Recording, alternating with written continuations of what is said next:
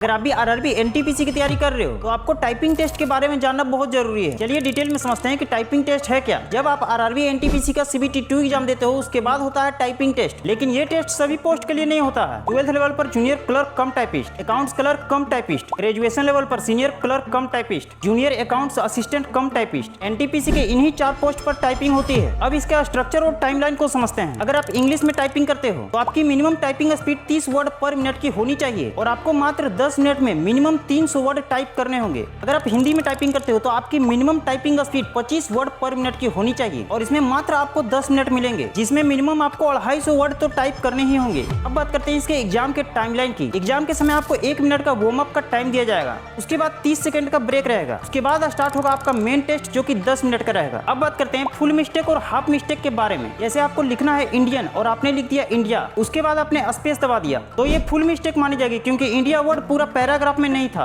अब बात करते हैं हाफ मिस्टेक की। जैसे इंडियन और रेलवेज दोनों अलग अलग वर्ड था लेकिन आपने बीच में स्पेस नहीं दिया और दोनों को साथ में लिख दिया, या फिर रविंदर वर्ड में कैपिटल आर को आपने स्मॉल में टाइप कर दिया, तो ये सभी हाफ मिस्टेक मानी जाएगी क्योंकि वो सभी वर्ड पैराग्राफ में थे लेकिन आपने अरेंजमेंट गलत किया। अब बात करते हैं बैक स्पेस लॉक सिस्टम के बारे में। जैसे आपको रविंद्र टाइप करना था और आपने रविंदर टाइप कर दिया तो आप इसे फिर से एडिट नहीं कर सकते हो क्योंकि बैक स्पेस और डिलीट बटन को डिसेबल कर दिया जाता है। अब आपने एक फुल मिस्टेक कर दिया है लेकिन स्पेस दबाकर आगे के वर्ड लिख सकते हो। आइए इस सेंटेंस से समझते हैं। जैसे रविंद्र इज अ लीडर तो आपने रविंद्र लिखा, इज भूल गए और ए लिखना स्टार्ट कर दिया तो सॉफ्टवेयर इज को फुल मिस्टेक मान लेगा। उसके बाद ए और लीडर को आपने सही लिखा है तो आपके इसमें नंबर नहीं कटेंगे। ऐसा बिल्कुल भी नहीं है कि एक वर्ड की गलती के कारण पूरा पैराग्राफ ही खराब हो जाए। अब बात करते हैं 5% एरर रूल के बारे में। जैसे आपने पूरे 10 मिनट में 300 वर्ड लिखे तो उसका 5% यानी कि 15 फुल मिस्टेक आप कर सकते हो, लेकिन आपसे गलतियां ज्यादा होती है तो आपको रीटाइपिंग रूल का इस्तेमाल करना चाहिए। उसके बाद स्पेस दबा करके शुरू से पैराग्राफ को लिख सकते हो। इससे क्या होगा कि जितना ज्यादा आप वर्ड लिखोगे उतनी गलतियां आपकी माफ होगी। अगर और भी डिटेल में जानना है कि उंगलियों का पोजीशन कैसा होता है, एग्जाम में पैसेज कैसा दिखता है, तो मैंने इस पीडीएफ में आपके सारे डाउट को अच्छे से एक्सप्लेन किया है। अगर आपको भी ये पावरफुल पीडीएफ चाहिए तो फॉलो करके कमेंट करो टाइपिंग,